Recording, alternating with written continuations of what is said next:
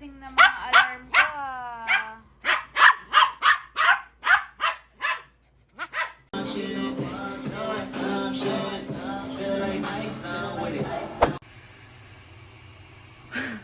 It's already 11:30 and I overslept.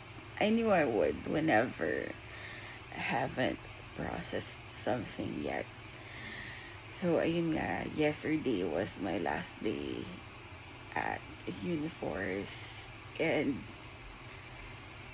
it wasn't easy to walk out of the door, walk out of the office, and lahat sila may mga pahabol na picture pa. Super nakaka-touch. I told myself today I will not unpack the luggages that I took home. I will do it tomorrow instead.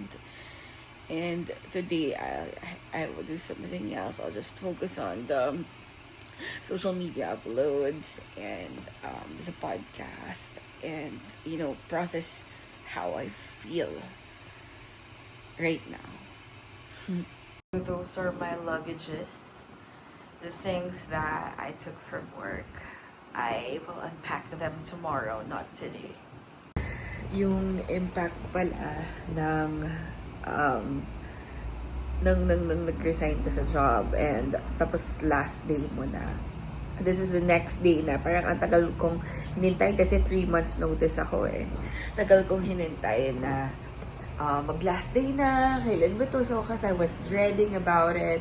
And then, yesterday na yung last day, and today's the first day that I no longer serve the company and my colleagues, no? And, ano pala siya, parang iba yung feeling. May feeling of sadness, na relief, na hindi ko maintindihan. So, sabi ko today, kasi I have some deadlines eh. I have some planning to do as well eh. Para sa next na dapat kong gawin sa phase ng life ko, diba? And kasi kailangan ko gawin yung mga yon because bills never stop. And I have to sustain myself. And sabi ko, I want to give myself like a few hours para lang something that would make me happy. And it's just very timely, my very generous colleagues gave me like cakes. What else could make you happy like instantly or make you feel lifted than food, like sweets, macarons, napaka-sweet, napaka-timely. And I'm so excited to eat it. Oh my gosh, napakasarap. Brownies.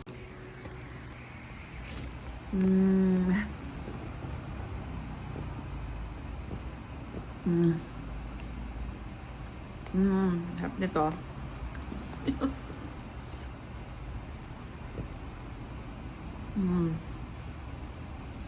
Yan, kaka-receive ko lang ng groceries ko. Thank you, Foodpanda, for always being there for me pag tinatamad ako. So, these are my groceries. Ayan. So, I ordered water and, some things at home. Kasi, ayoko buhat, no? Even the mall is just, across the street.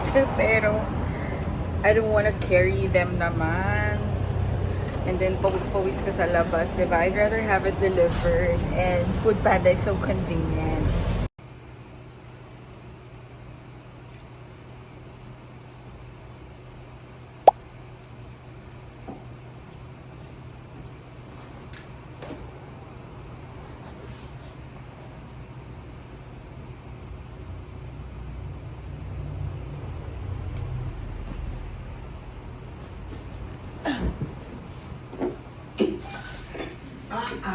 What? You know the rule. Ravioli. Nobody likes a bread wrap. Hey, there he is. You don't have to wait on me. I'm gonna be 10 seconds anyway. Here's sweet potato greens, Diaz. Guess we don't have to wait on everyone? Everyone waits on everyone, Proby. Because here at the 118, we work as a family, we support each other as a family, and we eat together as a family. What's everybody waiting for? Yeah. What you want, Cat? I'll have some chicken, some yams, some carrots, all. Alright, we got a full loop coming up, Proby. Ingay ng TV. Okay. Salted egg. Solid egg chicken. So, this is gonna be my lunch for today kasi alam mo na, nag-order lang ako. I didn't prepare my food. Though, nag-groceries na ako. So, I can prepare my food for the next days. But for today, order lang muna because, you know, I'm still pampering myself. Trying to absorb how I feel. You know, I don't want this to come out in any form. Like, if I'm sad, I don't want it to come out in any frustration, diba? So, I'll just feel it first. So, siyempre, resign ka, tapos malulungkot ka. Of course, I built that company, but I still stood by my decision to quit kahit na ilang beses akong pinag-stay. Because I believe it is what's right for me. So, syempre, ibang direksyon na ang ating tatahakin. So,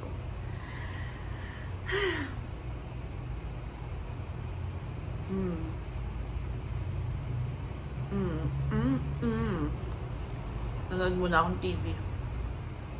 Father all the time, and sometimes he answers. Why don't I let you have him?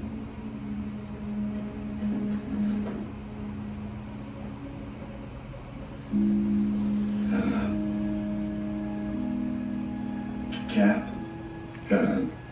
Bobby. You were wrong. You said I'd be okay.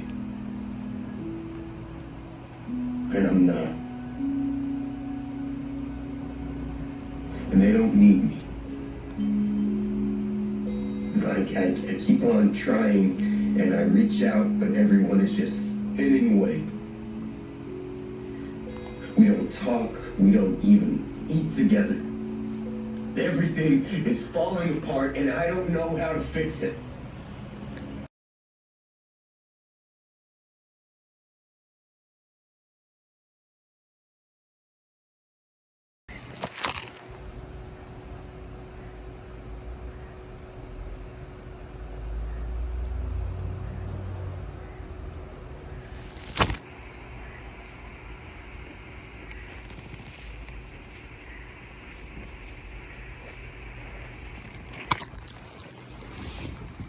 Grabe, it's 2 a.m. na. Kakatapos ko lang ng proposal. I just hit send. So, good night for today and good morning na. Pero tutulog pa lang ako. Cravings and the cozy ambience of Orgia Cafe. Like the family. From hidden gems to legends, let's dive into the heart of our vibrant community.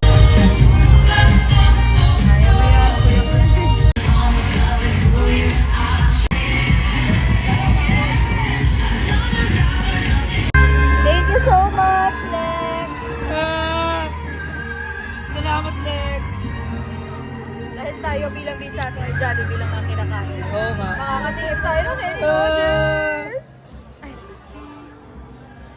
Formal wear na. Thank you. Boom, namatay! Sa gitna ng announcement. Winner namatay.